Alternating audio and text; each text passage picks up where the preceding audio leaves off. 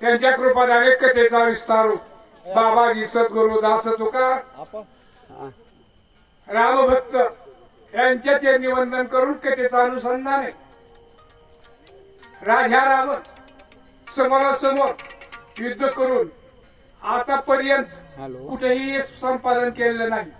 कपट करून सर्व काही म्हणजे देवारी देवांना जिंकले, तसंच कपट करून लक्ष्मणावर ब्रह्मशक्तीचा आघात केला। राम पडले त्याच्यामुळे लक्ष्मण विखर झाला आणि लक्ष्मण विखर झाल्याबरोबर ब्रह्मशक्तीचा आघात झाला। अशा प्रकारचा कथाभाग आतापर्यंत ऐकलाय। इथून पुढे कथेचं अनुसंधान सावध आहे का? शक्ती भेदतार दयासी राम स्मरण समित्रासी शक्ती भेद झाला हृदयासी बर कांतीशील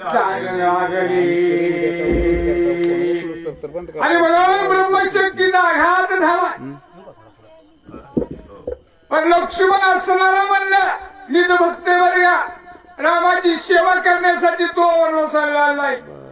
अखंड मुखात नाम आहे आणि नामामुळं शक्तीची व्यथा त्या ठिकाणी जाणवली नाही, शक्तीचा आघात झालाय।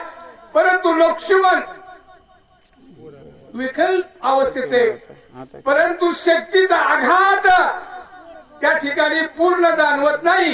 जेथे श्रीरामाचे स्मरण तेथे सर्वदा नरिगे मरण शक्ती बापुडी ती कोण वर कांती जाण लागली।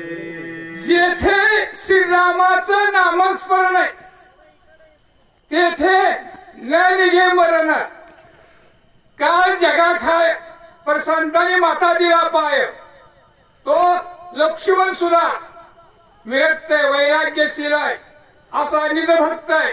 अखंड मुखातनं श्रीरामाचं नाम स्मरण आहे म्हणून तेथे मरण कदापि येणार नाही असं ह्या ठिकाणी। हृदय लागताची शक्ती लक्ष्मण विकळला पडला क्षिती ते देखून रघुपती कृपानुवर्ती गैवरला। ब्रह्मशक्तीचा आघात लक्ष्मणाच्या हृदयावर झालाय। लक्ष्मणाला मूर्छना आली आणि मूर्छना येऊन गिरिकीहून पृथ्वीवर पडलाय। रामाने पाहिलं आणि रामाने पाहून आता राम लक्ष्मणासाठी काय करू लागले? असावे स्रवती लोचन राम झाला विषण्ण वदन लक्ष्मण गेला प्राण काय आपण करावे। बंधू प्रेम आहे। लक्ष्मणाला मूर्छना आली, रामाने पाहिलं, डोळ्यात पाणी वाहू लागला। बंधू लक्ष्मणाला मूर्छना आली, काय करावं असा श्रीराम विचार करू लागले। लक्ष्मण रणी पडला जान श्रीरामासी दुःख दारुण अश्रुधारा स्रवती नयन प्रभास बोलत। बंधू लक्ष्मण ब्रह्मशक्तीच्या आघातावर पृथ्वीवर पडला गेला। आता लक्ष्मण वाचणार नाही म्हणून राम म्हणलं त्या ठिकाणी लक्ष्मणासाठी दुःख करू लागलाय। तेच काळी रघुनाथ क्षण राहून या ध्यानस्थ लक्ष्मणा नाही जीवघात तानुन या युधात आरंभी। श्रीरामाने ध्यानस्थ आपलं चिंतन केला आणि भविष्यकाळ जाणला। अवतार कार्य करण्यासाठी आपण सहज अवतारला आहोत। अवतार कार्य संपूर्ण परत जायचंय।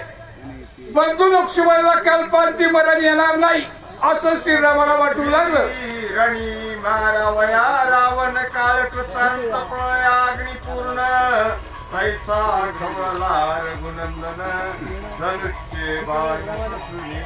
माझा बंधू लक्ष्मणाला धारा तीर्थी पावलाय। रामाला अति राग आला, क्रोधाने रामाने धनुष्य हातात घेतला, राजा रावणाला मारतो म्हणून सज्ज झाल्या।